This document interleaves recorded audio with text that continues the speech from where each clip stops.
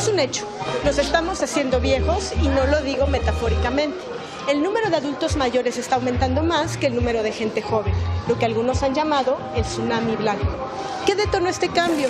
Los grandes logros en los sistemas de salud del siglo pasado. La utilización sistemática de medidas higiénicas, la vacunación masiva, los antibióticos y el mayor acceso a los sistemas de salud disminuyeron de manera significativa la mortalidad infantil y aumentaron la longevidad, dando a la población mundial un incremento sustancial en las expectativas de vida. En México, a principios del siglo XX, la esperanza de vida al nacer era cercana a los 30 años. Al terminar el siglo, la esperanza de vida alcanzó los 75. En menos de 100 años, hemos más que duplicado nuestra esperanza de vida. Por su parte, la tasa de mortalidad infantil disminuyó 21 veces.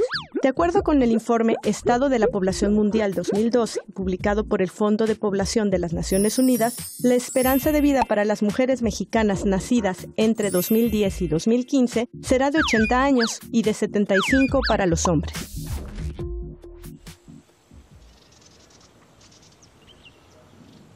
Hoy en día, las personas de 85 años son el grupo poblacional de más rápido crecimiento, incrementándose a un ritmo del 3 al 5% por año.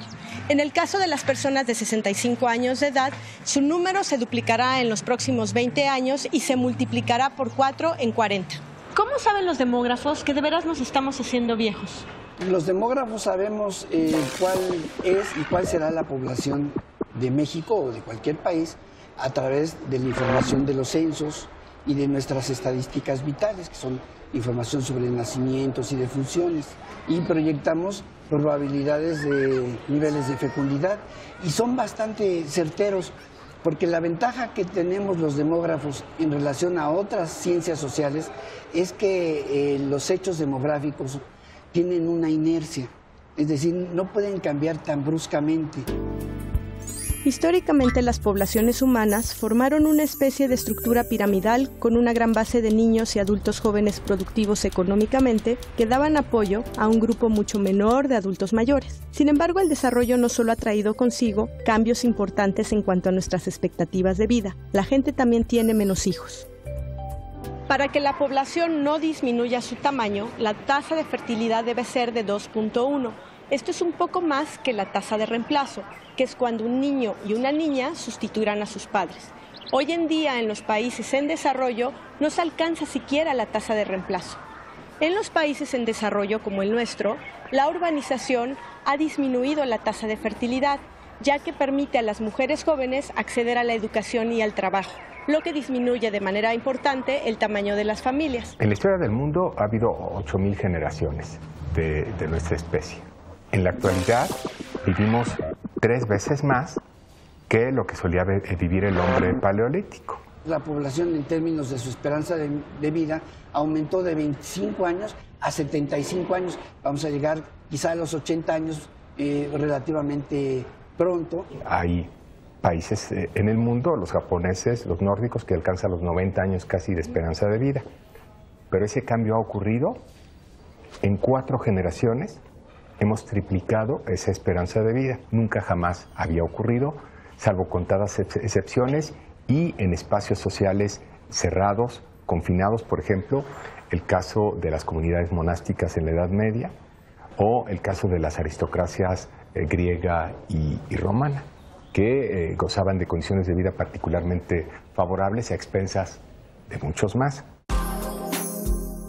Estos cambios están afectando a la tradicional pirámide poblacional, dándole una forma más bien rectangular.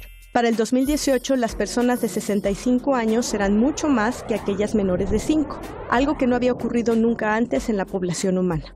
Una forma de ver cómo la población está envejeciendo es mirar lo que los demógrafos llaman la mediana de edad.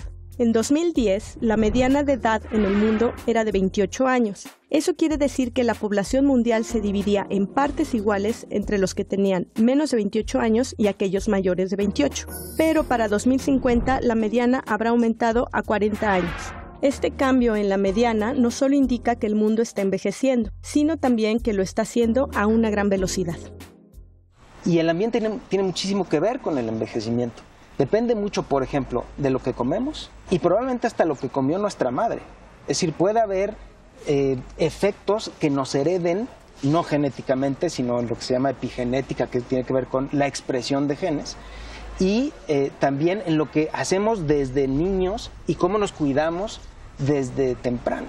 Que disminuye la mortalidad infantil, que se amplía la vacunación, que la gente tiene acceso por agua potable. Sí, la vacunación ha impactado, sí. Los antibióticos han impactado, sí. Más ha impactado la refrigeración para evitar el salar los alimentos, por ejemplo, en la salud cardiovascular. Por el momento, México es una sociedad joven, pero como hemos visto, muy pronto la población menor de 65 años comenzará a disminuir. ¿Cómo podemos seguir mejorando? Probablemente en donde las intervenciones gubernamentales pueden tener más impacto en la actualidad es entre los sectores de la población más desfavorecidos, por ejemplo, a través de la pensión universal. La mejora en las condiciones de vida a través de los programas de piso firme va a contribuir a una mejora de la panorámica de la salud para el conjunto. Más que por pensar en transferencias de dinero, te doy 800 pesos y con eso tú te las arreglas, en una red de instituciones de apoyos y servicios que permitan tener posibilidad de salir a la calle, de encontrarse con más gente, porque quedan condenados cuando no tienen núcleos familiares extensos a la soledad. Uno de los mayores retos que enfrentamos como país es que nos hagamos viejos antes de alcanzar suficiente bienestar económico para la población, lo que resultaría en fondos insuficientes para pagar las pensiones y los servicios de salud. El problema es que nuestros trabajadores en activo, muy pocos están en el sector formal. Si en este momento que todavía tenemos a la gente en edad de producir, de moverse, de trabajar, no la aprovechamos, pues entonces nos estamos poco a poco, a veces de manera silenciosa, condenando pues a un futuro muy ingrato. Conforme la población envejece, también hay un efecto directo en temas como la edad del retiro y cómo garantizar que los jubilados tengan lo suficiente para vivir. El hecho de que en México tengamos pocos jubilados es una mala noticia porque quiere decir que o la gente sigue buscándose la vida de cualquier manera o queda sin ingreso. De tal forma que de seguir las cosas como están, muy pocos mexicanos van a alcanzar la tercera edad con la posibilidad de exigir una pensión mínima garantizada. De tal manera que no estamos condenados a una catástrofe. Pero si no hacemos nada, este país que ha sido tradicionalmente un país de muchos jóvenes, pero también de muchos pobres y de mucha desigualdad, se nos va a volver un país de viejos pobres.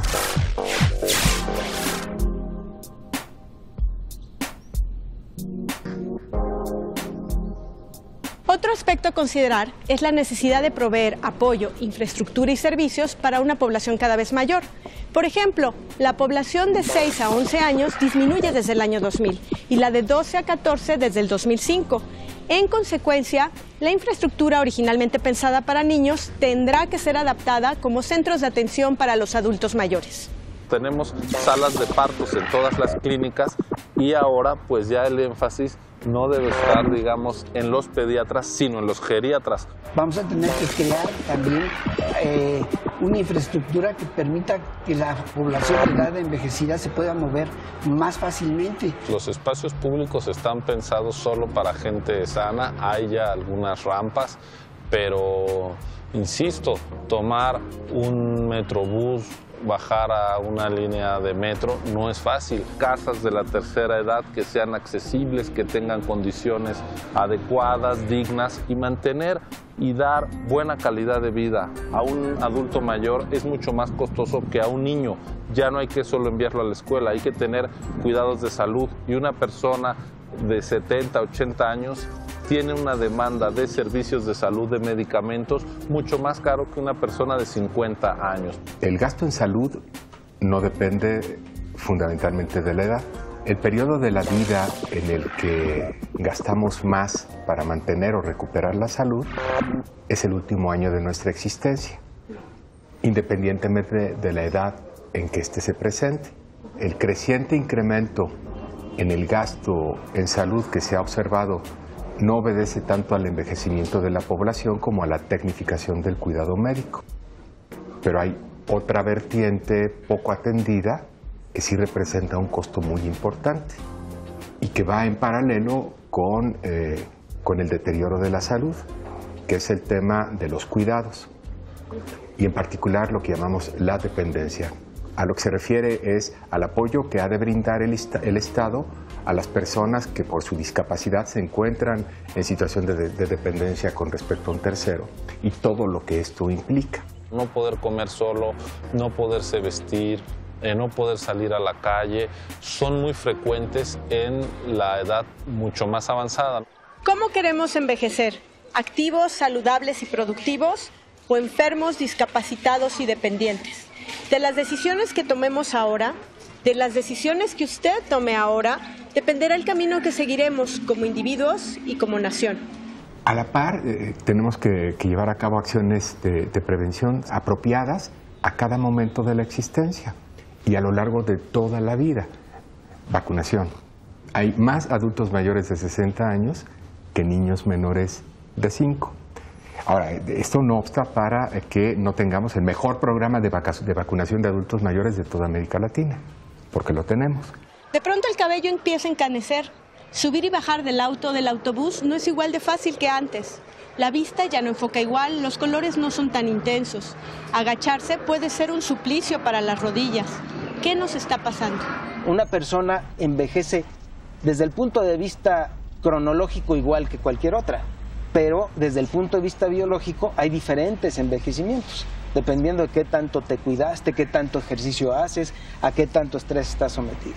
Un concepto que resulta clave para comprender el envejecimiento es lo que los geriatras llaman fragilidad.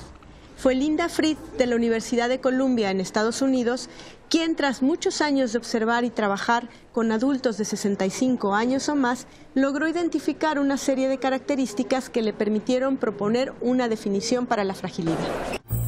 Desarrolló una herramienta sencilla que usa 5 criterios para evaluar la fragilidad: poca actividad física, pérdida no intencional de peso, fatiga constante o poca resistencia, debilidad muscular medida como la fuerza que se tiene para asir o agarrarse a un objeto, disminución en la velocidad a la que se camina.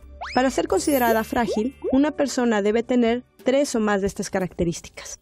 Conforme vivimos más tiempo, el tiempo necesario para recuperarnos frente a un evento adverso de toda índole, desde las infecciones hasta las pérdidas, los duelos, va siendo cada vez mayor.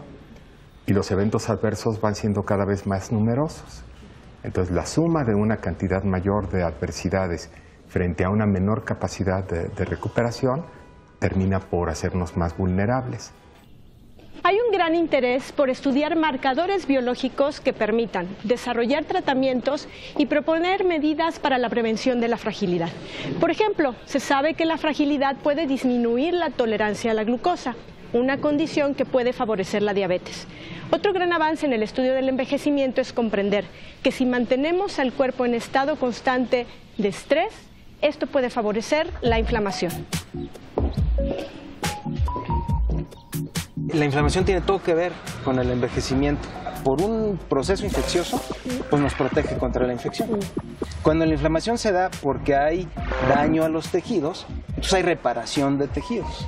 Y cuando la inflamación se da porque hay una disfunción celular o un estrés celular, si no se resuelve esto, da lugar a procesos de inflamación crónica subclínica o de muy baja intensidad.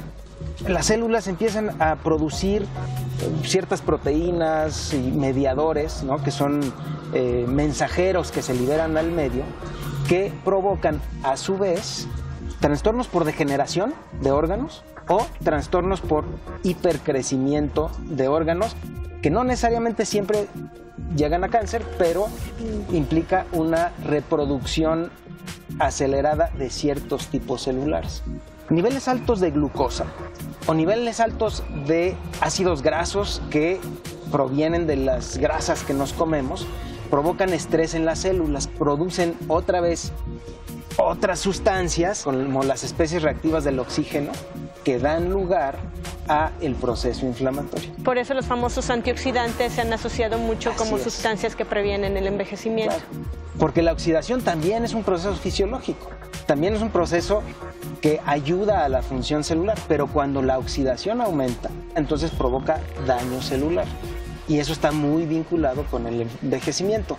Entre otras cosas, con lo que llamamos senescencia celular, es decir, las células se hacen viejas. Algunos estudios con gemelos idénticos y mellizos han mostrado que los factores genéticos solamente contribuyen con un 25% a la longevidad. Más interesante aún, los genes solamente se vuelven importantes después de los 60 años. Es decir, un ambiente y estilo de vida saludable es crucial para llegar a la 7ª década de vida. Solo después los genes comenzarán a tener un papel importante. Una forma de estudiar la longevidad es comparar los mecanismos celulares y moleculares en especies animales que sabemos son muy longevas. Un ejemplo es la rata topo lampiña, un roedor nativo de África del Este que puede vivir de 10 a 30 años. En cambio, el ratoncito clásico de laboratorio vive en promedio unos 3 años. Los investigadores encontraron que al manipular genes individuales es posible extender la vida del ratón de laboratorio entre un 10 a 20%. ¿Qué es la biogerontología? Es un campo de investigación que se enfoca al estudio de los mecanismos moleculares de envejecimiento. Tratamos de entender cómo es que los organismos envejecen y cuáles son los mecanismos, las vías celulares que subyacen a esos procesos de envejecimiento. Desde el DNA hasta una proteína, cómo las proteínas se degradan, cómo son sintetizadas y cómo es que afectan o pueden contribuir a una mayor longevidad. El interés por la genética del envejecimiento no siempre estuvo ahí. Cuando Cynthia Kenyon de la Universidad de California comenzó sus estudios en un pequeño gusano nemátodo llamado C. elegans, la gente pensaba que los genes no tenían nada que ver con el envejecimiento. Este gusano es un modelo muy apto para estudios de envejecimiento porque vive nada más unas cuantas semanas. En 1993, Kenyon descubrió que basta un solo cambio en el material genético del pequeño gusano para duplicar sus esperanzas de vida. Pero ¿cómo es que cambios en el material genético nos permiten vivir más? El secreto está en cómo esos genes afectan varias funciones importantes de las células, como el metabolismo y la respuesta inmune. ¿Nos podrías contar qué es lo que estás tú interesada en estudiar en el laboratorio? Es un grupo de proteínas que se llaman las sirtuinas. Su contribución en el envejecimiento fue descubierto en levadura y se vio que cuando se le ponía una copia extra de este gen de una sirtuina a la levadura, aumentaba dramáticamente su esperanza de vida, un 30%, y cuando se le eliminaba este gen se reducía el 50% su esperanza de vida. En el humano tenemos 7 de estos genes, 7 sirtuinas, que les llamamos sirtuina de la 1 a la 7, regulan lo que es la neurodegeneración, el cáncer, desde cómo se compacta el genoma y se expresan los genes, hasta cómo las proteínas pueden degradarse, cambiar su estructura, y eso, bueno, creemos que tiene funciones importantes que se han ido demostrando en el transcurso de los años. ¿Qué significa envejecer saludablemente?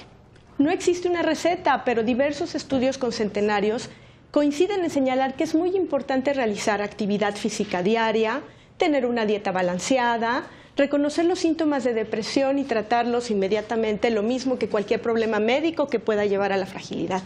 Mantener la mente ocupada es fundamental, jugar al ajedrez, leer e incluso aprender nuevas tecnologías. Socializar también ayuda a mantener la agudeza mental. En 2002, Becca Levy, psicóloga y epidemióloga de la Universidad de Yale, encontró que las personas con estereotipos positivos casi viven 8 años más que aquellos con estereotipos negativos. Estos estudios tienen algunas limitantes, como contar con muestras pequeñas de la población y no tener un mecanismo que explique los resultados. Aún así, observaciones empíricas en poblaciones centenarias parecen confirmar que la actitud ante la vejez hace una gran diferencia.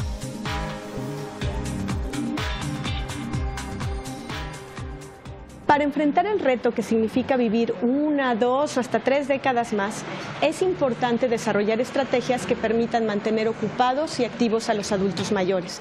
Para ello se requiere infraestructura que aproveche los talentos y la potencial contribución que los adultos mayores sanos pueden hacer a la sociedad. Parece ser que conforme comprendemos más estos procesos biológicos, podríamos alargar indefinidamente la vida, pero cabría preguntarse si realmente queremos vivir para siempre. Por supuesto que no. Y yo creo que en ese sentido la mejor respuesta la dio Jaime Sabines con su poema Me encanta Dios. Y él dice, y por eso Dios inventó la muerte, para que la vida, no la tuya, no la mía, sino la vida, sea para siempre. Por supuesto que nos tenemos que morir para permitir vivir. ¿Qué piensa la gente? Varía mucho por nivel de educación, varía también en razón de la etnicidad, pero en general hay escepticismo, pues parece que ni podemos ni queremos. Como que en general lo que se percibe en las opiniones del común de la gente, digamos, es ¿para qué? Como que es demasiado. Envejecer es inevitable, pero emulando a Dorian Gray hemos buscado miles de formas de alargar el tiempo o incluso detenerlo. Desde la búsqueda del elixir de la juventud o las fuentes de la vida, o cosas más mundanas como bañarse en la sangre de jóvenes vírgenes. Pero lo que es un hecho es que para que exista la vida, debe también existir la muerte. Mientras tanto, lo que sí podemos hacer es disfrutar una nueva etapa de la vida que se abre ante nosotros. Hasta ahora hemos visto al envejecimiento como una disminución progresiva de las funciones de nuestro cuerpo.